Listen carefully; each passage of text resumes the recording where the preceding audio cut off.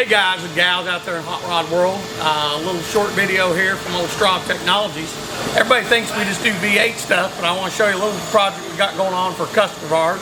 These are V10 Viper heads, and there's a Gen 1, Gen 2, Gen 3, and Gen 4. So we've developed a port program and a combustion chamber program on the EM69 HP from Rottler and CNC porting all these cylinder heads. So not only do we do V8 stuff, we also do some V10 stuff. It's a little bit unique as far as what we do here at Straub Technologies, a little bit of difference. Here's a head that's come off of the Rottler. You can see the chamber work on this. It's been CNC ported.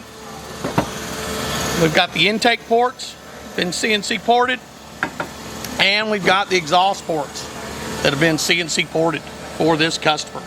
This increases air by about 20%. So on a V10 Viper, you're looking probably close to 100 horsepower with camshaft change and the whole bit. So again, if you got a Viper, Straub Technologies, we can do this on the EM69 HP.